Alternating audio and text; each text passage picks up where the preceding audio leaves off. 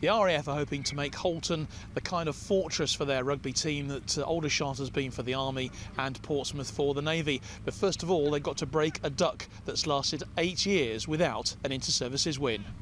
The women's match this morning ended in a win for the Navy. They took the lead midway through the first half thanks to a try from Sophie Gale. The RAF hit back with a penalty just before half-time to make it 5-3. But the Navy sealed victory when their captain Charlotte Fredrickson crashed over for a second try near the end to make it 10-3 to the Royal Navy. The first half of the senior game produced some exciting action. The Navy taking the lead early on following a handling error by the RAF, and there was Nathan Huntley on hand to score to make it 5-0. But the RAF came straight back and scored a superb try of their own. It was Dave Hankinson on the end of a brilliant move for the RAF with the conversion by Hankinson. This was the first try for the RAF in 4 years of inter-services matches against the Royal Navy.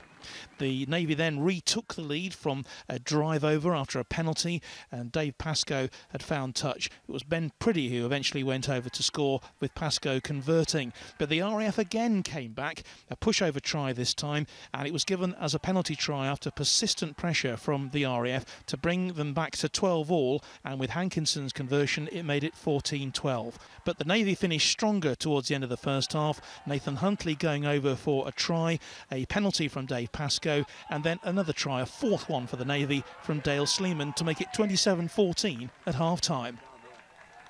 In the second half, the Royal Navy continued their domination of the match. Ben Priddy going over for a try. Then another one from John Humphrey, the best try of the game for the Navy. Dave Hankinson replied again for the Air Force before Nathan Huntley then added another try to complete his hat-trick. It was fairly obvious that the Navy were going to dominate the game, and they crossed the 50-point mark when John Court went over, with David Pascoe converting to make it 55-19. The RAF did get a fourth try themselves, in itself a great achievement for them from skipper Tim Coughlin, and it was converted. The final score 55-26.